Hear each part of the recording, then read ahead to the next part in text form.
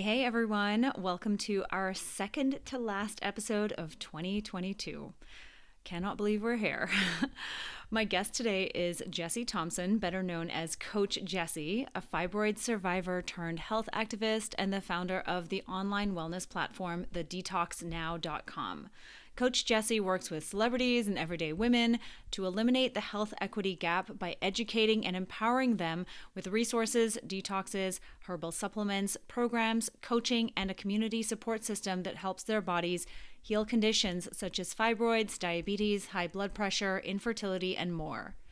In today's episode, we're talking about the fact that Black women's health is in a state of emergency and the ways in which the system is failing women of color. And of course, we're talking about what Gessie and others are doing about it. I really hope you enjoyed this episode. Gessie's enthusiasm and energy is totally contagious, and I'm sure you're going to love everything she has to share. Hi, Gessie. Thank you so much for being on the podcast with me again. Yes, this has been a long time coming, my dear. It really has been. To reconnect. Same. And for anyone who's listening and doesn't know, Gessie was on my podcast last year and we were talking all about uterine fibroids. So definitely check that out because that was full of gems. I feel like you just delivered on that one too. Oh, thank you. Thank you for having me too. Absolutely.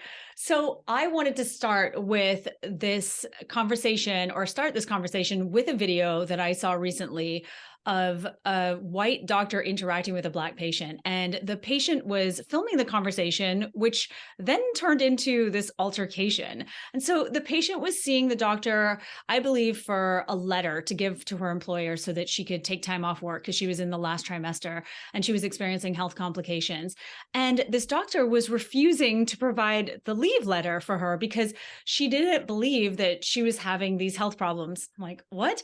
And so this woman is saying to her, well, how do you know I don't have these issues? And the doctor is saying, well, I just examined you and you're fine. And so the patient is, obviously upset and frustrated, but isn't being aggressive at all.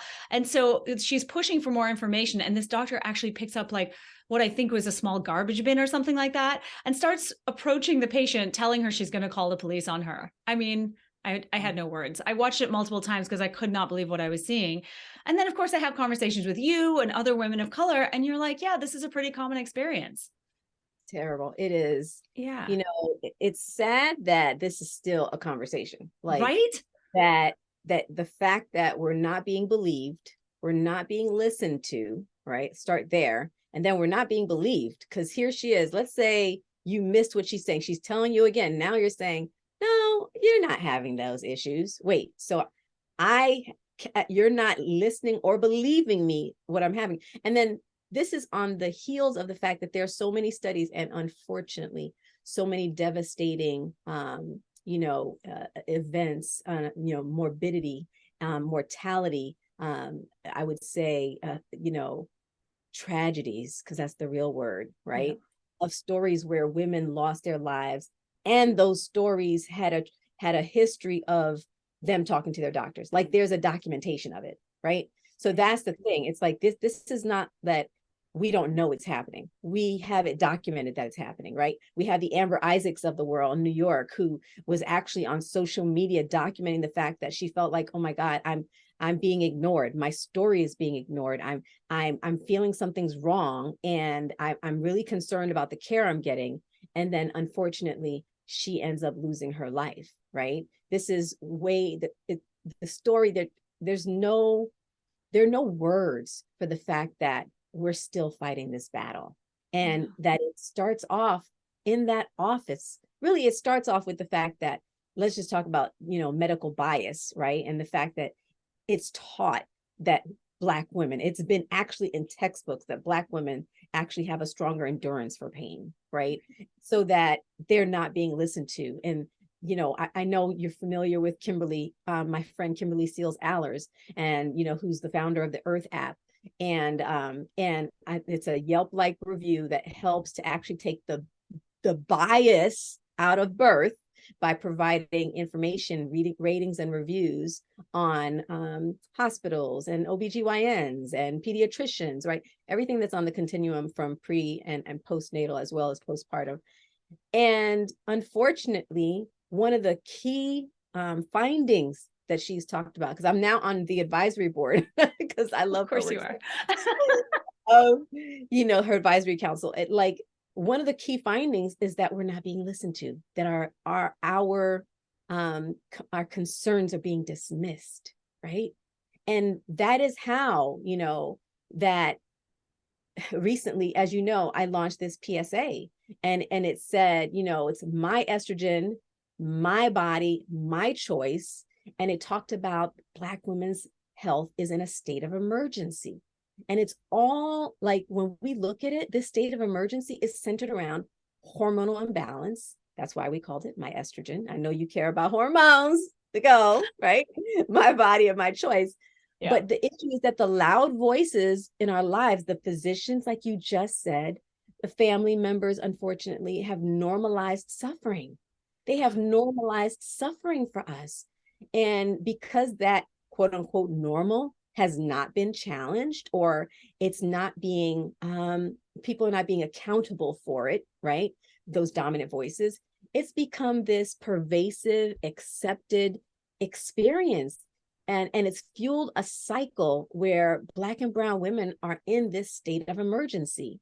So like, we just felt, you know what, we need to put it all out there so that we can redefine this normal, redefine normal, so we can reclaim our birthright of balance, this balance that we're supposed to have and supposed to live. Yes. What you said was so potent in that video. You said, we're suffering, we're infertile, and we're dying. I mean, I couldn't agree with you more. And I think about this as I'm looking at this new study that's come out recently on hair straighteners being associated with higher uterine cancer risk. And I know you and I were talking about this before we started recording, and I would love to elaborate on that a little bit, because I feel like this is not information that's getting into the hands of Black women. And so they're using these products. They don't have any idea that they're potentially so harmful to their health in the short and long term. And then we were also talking about your incredibly beautiful hair, and the way the way you take care of your hair, and that there are alternatives. And I know that I just know that there's like a lot of history with Black women's hair in general. I won't even go there, because that's like, again, another conversation, but a whole other conversation. I know, right? Like, it's probably multiple podcast episodes, but yeah, I feel as though that's something that we should really be talking about too. Like, how much are Black women exposed to environmental chemicals that are harming their health that our women of other races aren't? Yeah. So that is right there. Huge. All right. The EWG just did a study, an analysis recently, and it showed that 78% of the products that are marketed to Black and brown women contain harmful products, harmful chemicals. Okay. In fact, it said that it's high potential hazards, and the potential hazards were ingredients linked to cancer, hormone disruption, no surprise, and reproductive damage, right? Let's sit there for a second. Yeah. Let's let that sit there, right? That includes things like, the relaxers that you talked about. They have the ingredients. It's an ingredient called a chemical called phthalates, right? Now there have been a few studies on phthalates and hair relaxers specifically. Back in 2002, there was a study on uterine fibroids, the connection, the link between those phthalates, hair relaxers contain, one of the major ingredients, and their relationship to uterine fibroids. And then, of course, it's no surprise that now it's also being linked to uterine cancer, predominantly, and then breast cancer and ovarian cancer. And, as you and I both know, doing this work in the functional integrative medicine space, right, Nicole? It's going to be very hard pressed for somebody to sit there and actually say it causes it. The closest to it that they will come was, well, we saw links. Yeah. You know what I mean? Like, and the reason we want you to know this is because this is an alarm. Like, this is an alarm. This is an alarm bell ringing and saying that, wait a minute, okay, there's a reason that these chemicals, these harsh chemicals, that are marketed to us, right? They're marketed to us strongly, as Black and brown women, have those kind of potential connections and outcomes, right? So it's very important. I did an inventory this past weekend because of that study. I actually did an inventory. I used the Yucca app. I don't know if you're familiar with it, the Yucca app. Yes, I actually just downloaded it a few weeks ago. It's incredible. It's so helpful. Incredible. Tell everyone about it. YUKA. And I love it because, you know, the thing about these chemicals, a lot of times is you don't know how to identify them in the ingredient labels. Oh yeah, right? no, they show up as all different names. Yeah, they show up as all different names. And then the other things, when you're reading all this, you're like, well, it's so many different things I can't pronounce.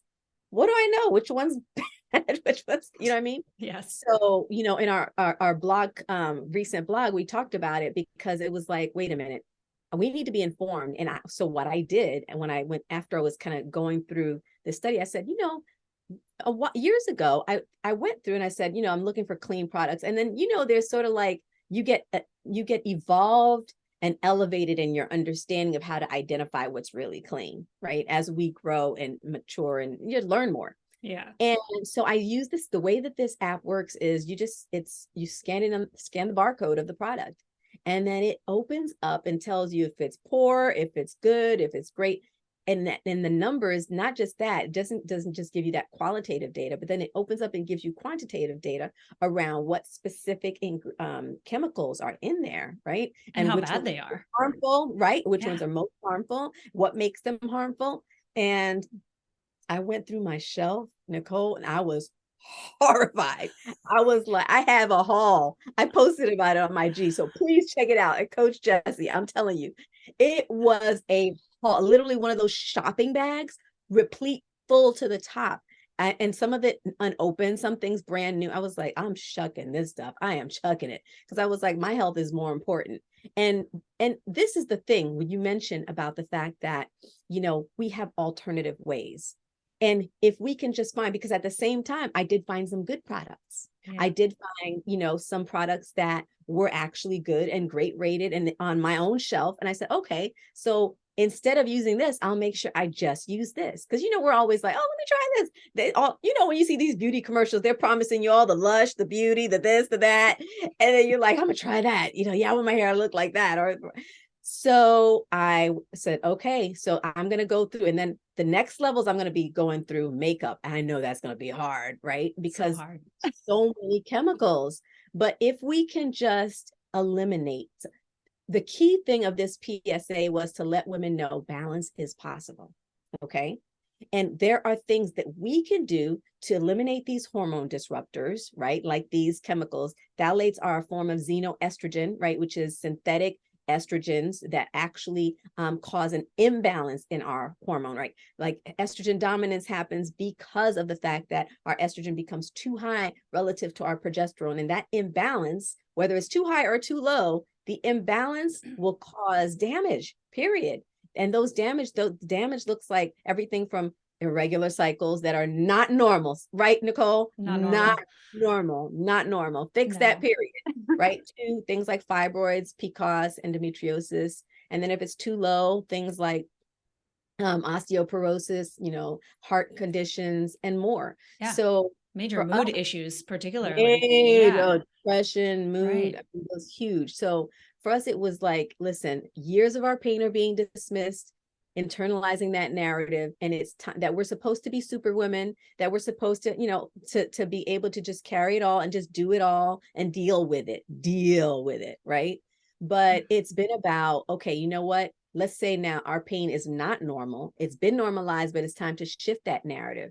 And unfortunately, that narrative of our pain being normal, whether it's dealing with cancer or fibroids, irregular cycles, let's even start where a lot of women are, and they don't even realize you don't have a terrible diagnosis, but you're dealing with irregular cycles, or you're dealing with infertility. A lot of it has started with ignoring that pain and being told that your pain. We just did interviews of testimonies, because a lot of the key thing that we wanted to do was normalize stories, flood the echo chamber with stories that say it is possible. Yes, look, this woman, look what she just went through. It is possible. Balance is possible. You can have your baby. You can have a regular cycle. You can be fibroid free. You can. that whole thing, we realized that we needed to challenge and really to shift the narrative, flood it with stories that actually countered that. Because if we don't, like, our voices are not valued. And if we have to turn around and say, I'm going to value my voice. So we started by saying, we're going to value the voices of these women who are doing the work, doing the work of changing their lifestyle and what's in their power, you know? And once you do that, you know, okay, once I take one step and I start to see change, now I realize, okay, wait a minute. The stories that I was told are not necessarily my destiny, right? They don't have to be my destiny. That's like that red alert alarm that, wait a minute, doesn't have to be your destiny, says you can have a healthy, balanced life. It's possible. Yeah, there's so many things that you said here that I want to talk about. I think the first thing is compartmentalizing these symptoms and just feeling as though they're, first of all, that they're normal, because they've been ignored for so long or they've been dismissed for so long. And I think that that is fundamentally a huge problem across the women's health spectrum. And I talk about it ad nauseum. Everyone listening is like, oh God, Nicole, not again. But I really feel, keep right? going. I mean, I'm just going to keep on this bus until the wheels fall off. But, you know, this is obviously to me, it's a problem within a problem, and we're working to solve it, obviously, but it's a slow roll. And, you know, some of the stats that you shared as well, that before we started recording, were so sobering. I mean, you mentioned that Black women are 3 times more likely to have fibroids, and up to 90% of Black women experience fibroids by age 50. So that's significantly higher than white women. And that 19% of Black women experience infertility. And it's so interesting to me because you don't really hear about that. Like, every time I hear about fertility issues or infertility, I hear about it from the white women's perspective. I don't really hear about this. And I'm really hoping to have the filmmaker of Eggs Over Easy, I think it is. Yeah, right. Yes. Yeah, I'm trying to reach out to her to have her on the podcast because she's highlighting the, you know, Black women's experience of infertility. And this is, you know, something that I just feel like is not anywhere near the mainstream right now. Yeah, no, it's beautiful that you brought that up. So I'm in that film, and Oh, of course you are. we just right, because actually the leading cause of infertility for Black women is fibroids, right? It's fibroids. Also you have endometriosis and PCOS. But you know, and so I was very honored to share my story in that film. And because of that, we actually formed something called the Reproductive Justice Coalition, which Shaquita is a part of. And we just presented the Reproductive Justice Summit at the American Society for Reproductive ASRM medicine. Yeah. I was like, endocrinology, medicine. Conference, you know, earlier this year, actually recently. And, you know, the whole thing was, wait a minute, reproductive justice is about us. We're not getting the justice. That's the issue here, right? That the access to care, right, which is a major reason why a lot of women are not able to, you know, no access to IVF, dealing with being diagnosed with fibroids or endometriosis later because our pain is being ignored, right? So we're more symptomatic and we have to have more invasive options, right? And then the idea that when you look at going back to the infertility as well, that there's the financial, right? So one thing is we're not being exposed to it. It's not being promoted to us. And then there's the financial burden that brings, right? It's and huge. access to that. So I'm really proud of the work we've been able to do with Eggs Over Easy, as well as my partners in the coalition included the CADE Foundation, which is an amazing organization that actually funds, provides grants for family planning services. So for Black and brown women who are out there, I want you to make sure to check into CADE Foundation, CADE Foundation. They help provide funding for IVF, to surrogacy, to adoption, whatever route, you know, egg freezing that you're looking for and needing support around. And then we also worked with Semen Secrets, because there's very little talk around male factor infertility, right? And then also Calais Stewart, actress Calais Stewart, who's also an advocate around infertility, and she calls herself an egg advocate. In fact, because she's an advocate for egg freezing and taking care of our eggs. And she hosted something, the first ever egg shower, while we were out there in LA, which was a shower to raise funds and to give away. It was 2 egg freezing cycles, actually, she ended up giving away, which was phenomenal, right? But this is how we balance the scale, like a little bit, you know, right? We're trying to provide access and information around alternative solutions. I presented at the conference around alternative solutions. We've been so blessed with our miracle babies to be able to help women, support them through IVF, through natural pregnancy, through healing their wombs and then getting pregnant and having helping reverse degenerating fibroids through pregnancy to have a healthy baby and healthy pregnancy. Like, the spectrum has been a blessing that we've been able to be a part of, helping them to think through integratively. And that's the thing. Some people think when you say holistic medicine, that means, oh, you mean you want me to have my baby in a tub and you want me to just do everything natural? No, that's not what that means. It means I think of holistic as the most integrative, right? It's holistic. It's everything on the spectrum that is related to your health, everything for you to factor in. So it's not just medicine. It's not just natural. It's everything. And that means that, okay, while we're preparing you for IVF, like one of our clients, she because infertility is a big deal, right? She had a miscarriage. She had been trying to conceive for 6 years. She had a miscarriage, and then she had an unexplained failed IVF cycle. And then she found out from testing that she had endometritis, which is inflammation of the uterus, not endometriosis, but endometritis. Right. So she was like, whoa, inflammation. I can do something natural, like related to that, you know, lifestyle. She found us, she did our water fast, and she then did her IVF cycle, and she is 7 months pregnant and having an amazing pregnancy, right? Which is incredible. So I know these stories are possible. Please, please, please check out all these testimonies on our website, because let me tell you something. Your faith will be fueled that it's possible, that you're not alone out there, and that there's, because a lot of doctors will tell you if you're over 35, you can, or this or that. I hate that story. Those geriatric pregnancies and all. Yeah, oh, please. I hate that word. That's Hate like it. outlawed, right? Right. But that is possible. Like, it really is. So helping you to not just, because this is the thing, what I realize, many women won't take the step if they don't even realize it's possible. So that's why I keep saying it's possible. Be inspired, allow yourself, just watch the stories, listen to this, and know you're not alone. Your pain is real. Okay. Your pain is real, whether it's emotional pain, relational strain, physical pain that you're dealing with, it's real. And number 3, you're not alone. You have a supportive community who is here for you to let you know we acknowledge what you're going through, and we're here to support you with possibilities that you're not going to hear in the mainstream that are actually working.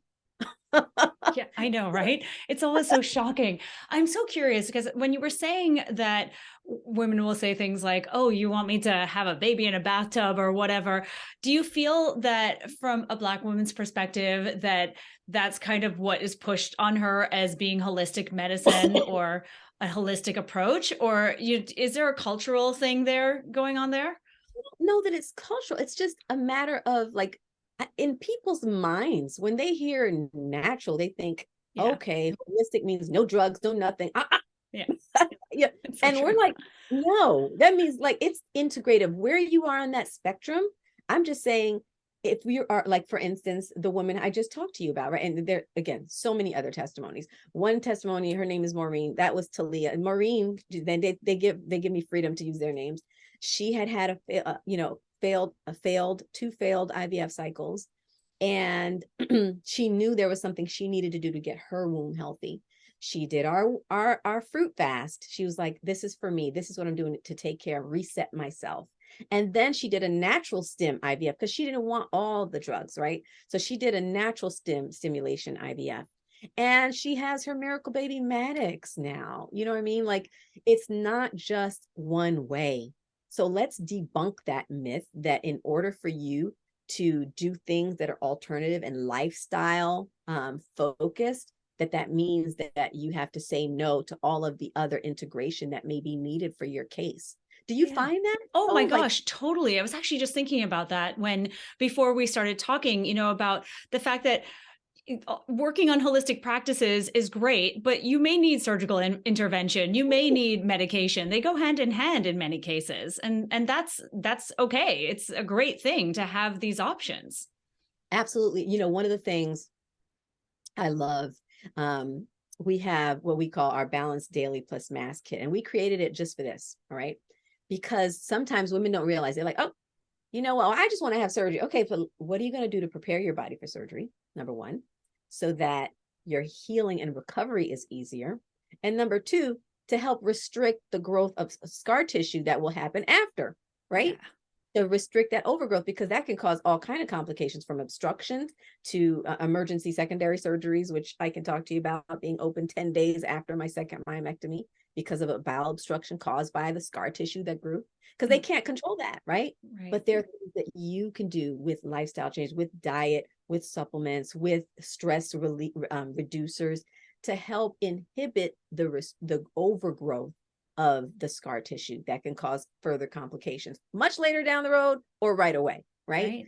So for me, it's about helping women think, and it's not or, it's and. It doesn't, if you want it to be or for your reality, that's fine, because some women are like, I will never be cut. I will never, and they are committed to it, and hey, we're right here for you, right?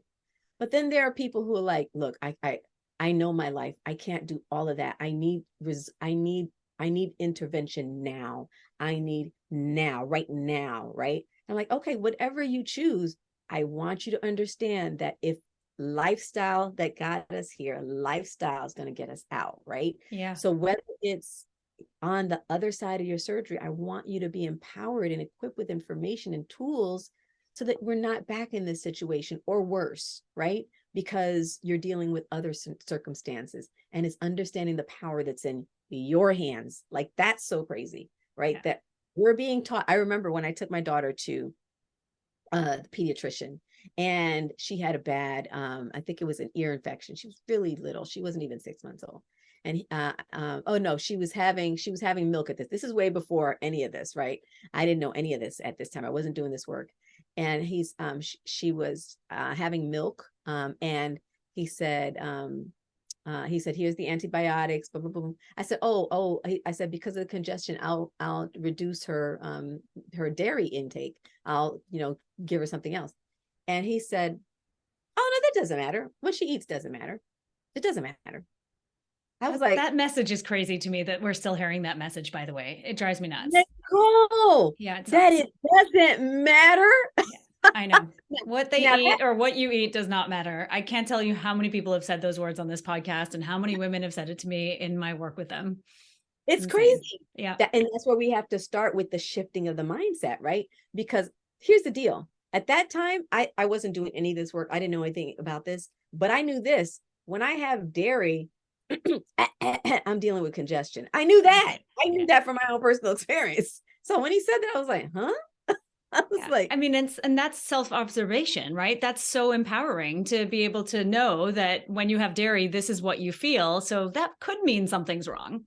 Right. Yeah. So guess what? You know what also I've learned? If the doctors are not listening to your pain, we stop listening to our pain. Hmm. So let's let that sit right there. Right. We'll take a moment for that one. Yeah. Let's let that sit right there. Because I had a client who, she was 10 years old. Her testimony is there, T-Asia, 10 years old when she got her cycle. Mm. Severe. And there's a study out now that talks about how babies, infants who were fed soy-based formulas had a strong, the study talks about how they ended up many of them developed fibroids, right? Wow. Yeah. Because of the genistein, which is that chemical in soy that makes it so inflammatory that it connects to estrogen dominance, that it actually fuels estrogen dominance, right? Because not all phytoestrogens, some phytoestrogens actually help balance your hormones, right? Right. So let's go back to the pain piece. So 10 years old, she's having to stay home from school monthly because of pain and bleeding, right? And they're asking the doctor, this isn't normal. Like, oh no, it's, you know, it's fine. She just take painkillers, whatever. So she grew up at that point. She was like, how many ibuprofen? They were just telling her take ibuprofen. So she was up to taking 12 ibuprofen. Yeah, you're good. And then she developed gut issues because of the ibuprofen. Of Right. course, weakens your gut lining. Yeah. Right. Exactly. So later eventually she found out she had fibroids. Wow. And she was like, at least I had an answer that something was wrong. I knew that something was wrong. And I kept getting the answer that no, it's normal. Well, or the other that is like, oh, that's just, you know, it's Black women bleed heavier, or they just have heavier cycles or more painful cycles. Is that the story? Is that the That's story that they hear? That is a story. That is absolutely a story that they hear. That is absolutely a story. So fast forward in her story, she found us, right? She had a baby. She had her baby, and she didn't come to us for infertility. She came for us for fibroids because after she had baby, her cycle came back, and it was crazy monstrous. So it was so bad. She was hemorrhaging so bad, they put her on birth control. And she had used fertility, like natural fertility awareness method, to even have her baby. So she had spent all her life trying not to get on birth control because she didn't want those chemicals in her body. So I know you're super proud of her, right? I mean, so proud. But it's so hard, right? When you think about the fact that to do what you're describing is like a radical act of rebellion, isn't it? To really just, right? To like change your diet and your lifestyle. And as you said, to photograph every one of your barcodes and, you know, haul all these products out. Right, exactly. It is so hard to just to even maintain some semblance of health in the society we live in. Exactly. Much less as someone who has income problems, you know, there's economic instability, right? And they're a different color to the, you know, the majority of the people in the population. Like, it's just exhausting. It's exhausting. And so where her picking back on her story. So finally she ended up on birth control to keep to not hemorrhage to death. But then she was like, I know I'm not staying on this. So she found us, and she said, I'm scared. I remember our first consultation, Coach Gessie, I'm scared that when I get off this birth control, I'm gonna be bleeding nonstop. Of course. It's so traumatizing. Exactly. I said, listen, your body knows what to do. So we're going to start gently with you. We're not going to be aggressive. We're going to gently allow your body to start kind of, you know, morphing, right? And it basically starting to, what's the word I'm looking for? Evolve? No. To wean your body off of the synthetic hormone, right? Right. So we put her on she didn't want to be so aggressive. We put her on the fruit fast. So she did our fruit fast. And the fasting, you know, the reason I keep talking about fasting, because it's a way to allow your body to reset, to now allow your major organs to do the job they're supposed to do, right? Because they're supposed to. Your liver is your lungs, your skin, your kidneys, those major detox organs, and then your lymphatic system and your digestive system, your detox systems. They're brilliant. They know what to do. But this toxic culture we live in has literally saddled our bodies, right? Yeah. They can't all they're doing is putting out fires all day long. They can't actually do what they're supposed to do. Trying to keep from drowning. So she did the fruit fast, and then she said, okay, I'm going to stop the birth control. She was like, oh my God, I can't believe I'm not bleeding. Oh my God. Like she was like, and she had surgery on the table. She said, now surgery's off the table because now I don't have pain during intercourse. She's like, my cycle is like night and day, you know, and she says, and I can't believe how I feel. You know what I mean? So here she went from all of that, but I know the woman who is right now where she started, terrified, doesn't believe, and like you said, exhausted. And all we're saying, sis, is you're not alone. We are here to support you. You have a village that is here to hold you up, to help you through the process so that you can have sustainable healing. Because guess what? The Calvary is not coming when it comes to, unfortunately, institutional medicine. I hate to say it because I know we need it, but they're so far behind us right now that we have to be integrated in terms of our approach. You know, I say to women, and this is really important, that, and I know you know this, when we go into the doctor's office, going back to the beginning of the conversation, that I want you to go in knowing that there are two experts in the room. Okay. You are the expert on yourself.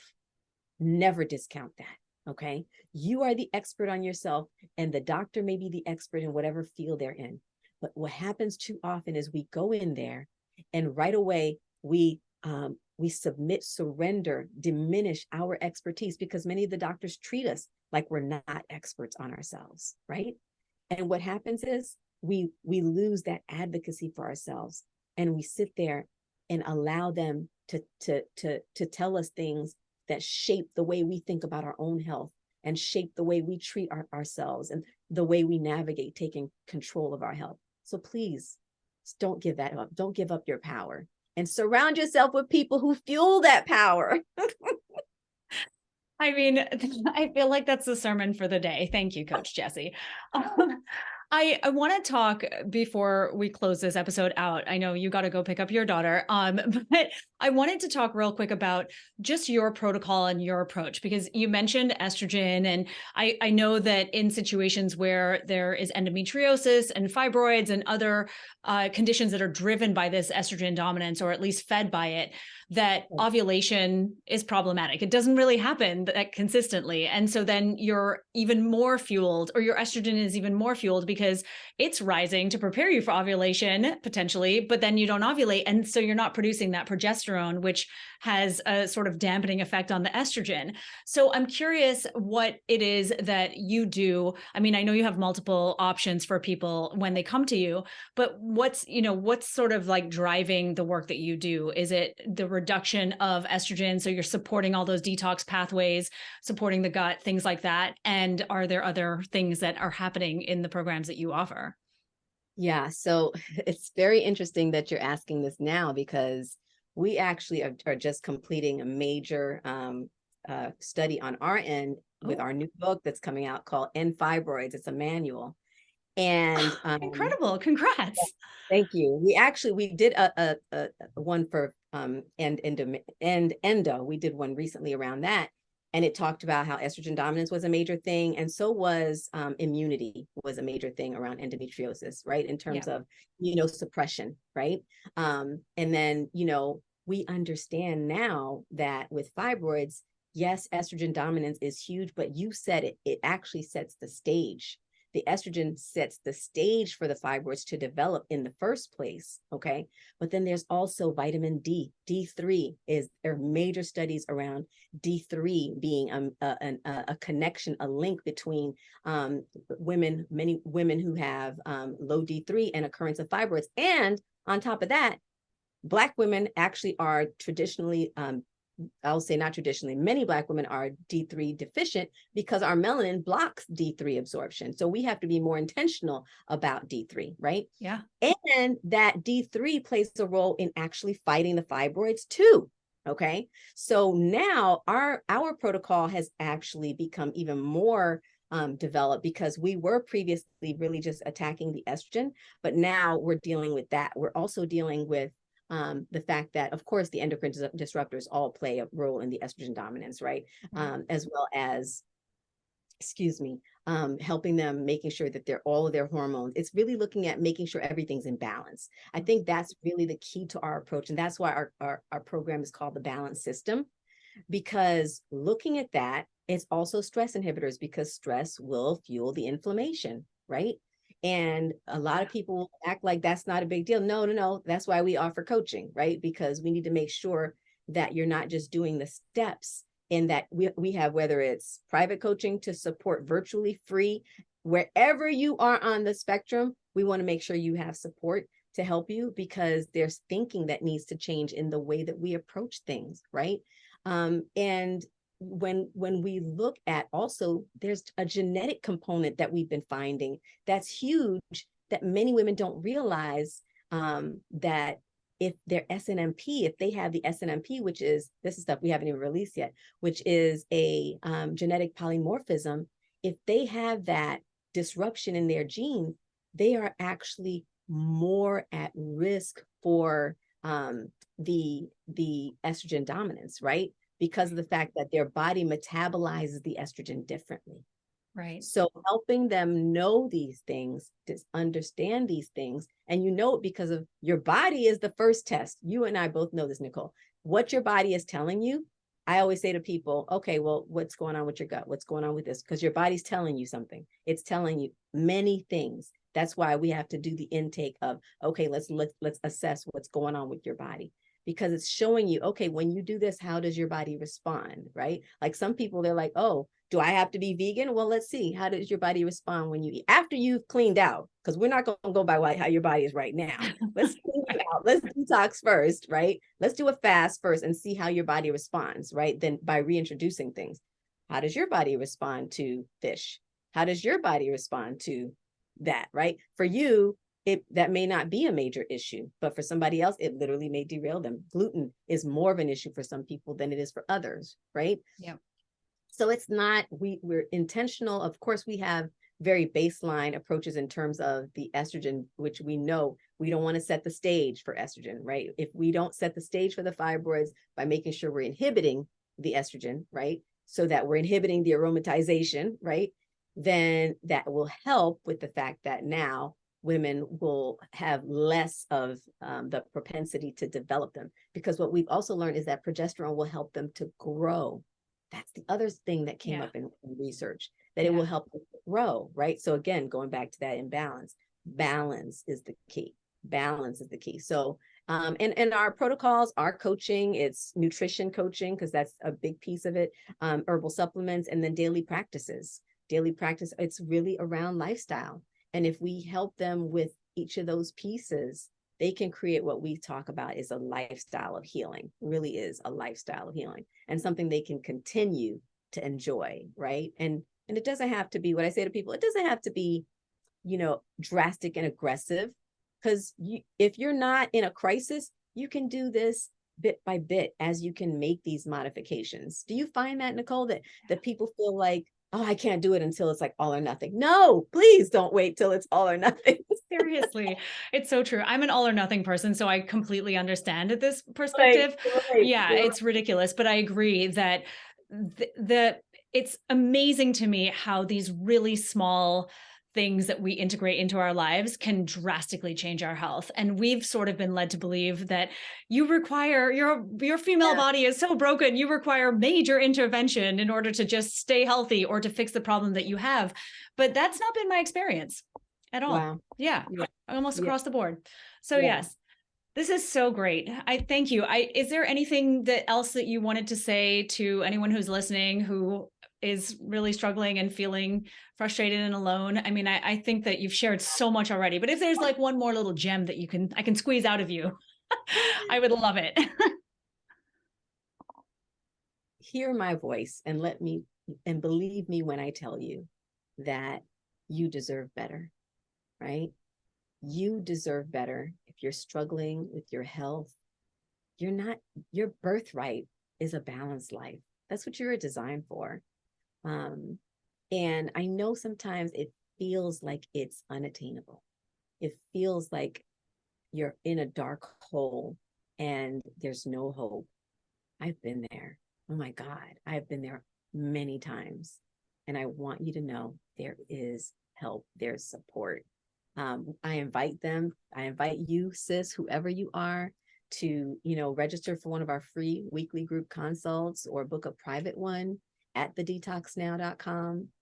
And I promise you that if you allow us, we will be here for you and we will help you to get to the light.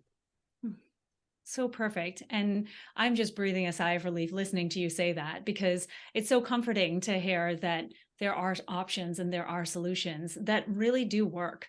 Because I think that we spend so much time just sort of banging our heads against the wall and going back to our doctors over and over again, hoping for a different solution. And you're presenting that different solution right here. So thank you, Gessie. Thank you. You're amazing. I love you.